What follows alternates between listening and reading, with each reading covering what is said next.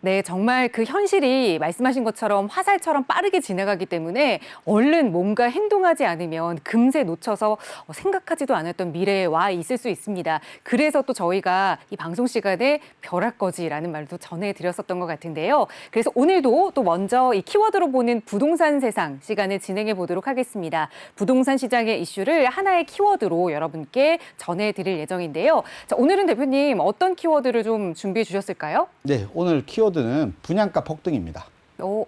분양가 폭등이라고 하는 단어는 사실 저는 조금 익숙하지 않은 게 네. 그동안 저희가 방송을 통해서도 분양가 상한제가 적용이 돼서 오히려 로또 아파트가 생겼다, 로또 분양이 진행되고 있다 이런 이야기를 더 많이 전해드린 것 같거든요. 그런데 분양가 폭등이라고요? 네, 지금 분양가 폭등이라는 얘기가 나오는 이유가 말 그대로 분양가가 고분양가가 아니라 말 그대로 지금 현재 분양했던 매물 자체가 분양가가 올라서 현재 입주장에서의 매물 자체가 분양가의 2배를 넘고 지금 입주장 같은 경우는 물량이 한꺼번에 쏟아지기 때문에 네. 전세 매물들이 많이 몰려 있습니다. 보통 통상적으로 전체 세대 입주 물량 중에 한 60% 정도가 전세 물량으로 나오는 게 통상적인데 현재 서울에서 나와 있는 매물들을 보면 한 20%선 정도가 전세 매물이고 나머지는 전부 실입주를 하다 보니까 결국은 전세 매물들이 없고 그러면 당연히 전세가 상승으로 이어지면서 분양가, 매매가 자체가 올라가는 현상을 보이고 있는 겁니다. 특히 뭐 목동 지금 보는 목동 아델리체 같은 경우도 분양가 24평 기준으로 분양가가 6억대에 분양했던 매물이 전세가 없다 보니까 현재 나와 있는 전세가 11억대까지 뭐 10억까지 올라가 있는 상태죠. 그러다 보니까 호가 자체가 13억, 14억까지 올라가는 현상을 보이면서 전세가가 분양가를 훌쩍 넘는 이런 현상들을 계속 보이고 있고 뭐 아델리체뿐만 아니라 서울 곳곳에 입주 물량뿐만 아니라 뭐 2기 신도시에 있는 입주 물량들까지도 이런 전세 대란이 일어나고 있는 것입니다. 네.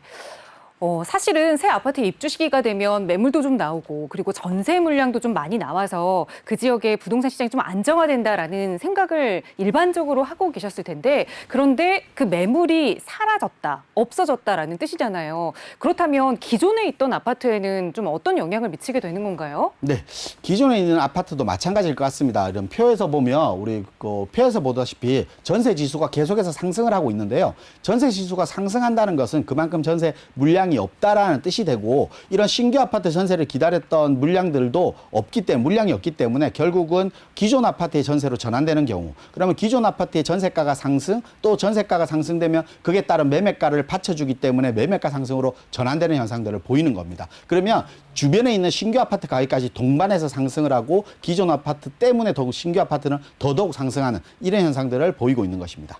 네. 결국에 또 물량이 없기 때문에 기존 아파트가 오르고 그 가격에 따라서 신규 아파트는 더 오르고 좀 악순환이 되고 있는 것 같은데 여기서 또 짚어볼 문제가 바로 이 3기 신도시 문제가 아닐까 싶습니다. 정부는 공급 대책으로 이 3기 신도시를 설정한 건데요. 3기 신도시에도 이 전매 제한이 걸려 있기 때문에 물량이 나오지 않으면 그렇다면 이게 또 공급을 늘렸다고 할 수 없을 것 같은데요. 네, 3기 신도시도 말 그대로 우리 1기 신도시라든지 2기 신도시처럼 뭐 무주택자들만 배정을 할 수 있고 그리고 전매 제한이 최대 10년까지 그리고 거주 의무 기간이 3년에서 5년까지 걸려 있기 때문에 임대 수요는 없을 거라고 판단이 됩니다. 그렇다고 하면 대부분 다 무주택자들이 들어갈 수 있는 상황들만 들어가야 되지만 뭐 보시다시피 뭐 우리 2기 신도시까지는 서울 반경 30km까지 있지만 3기 신도시는 그런 의미에서 좀 보완하기 위해서 10km 내에 20km 내에 서울에서 근교의 지역으로 다 있게 만들고 교통을 좀 완충시킨다는 교통까지 호재를 들어가게 하는 이런 장점들을 보이고 있지만 실질적으로 얼마만큼 서울 근접성 지역으로 빠져나갈지 뭐 1기라든지 2기 신도시 입주 시점에 이런 부분들이 문제점으로 지적됐던 부분들입니다. 그렇기 때문에 3기 신도시도 이런 부분 때문에 무조건적으로 공급 물량에 적용을 받아서 안정화될 것이다 보다는 서울로 집중되어 있는 지역들의 서울 지역으로서 보면 이런 전세 물량이 계속해서 빠지고 서울에서 벗어나기 싫어하는 수요자들 때문에 서울시장의 전세 가격들은 계속해서 상승할 수밖에 없다. 그러면 거기에 따른 매매가들은 계속해서 동반 상승을 할 수밖에 없다는 문제점들을 아마 계속해서 안을 것 같습니다. 결국 시장의 악순환들이 계속 될 것 같고 시장의 수급 불균형 자체가 일어날 수밖에 없는 이런 현상들을 보일 것 같습니다.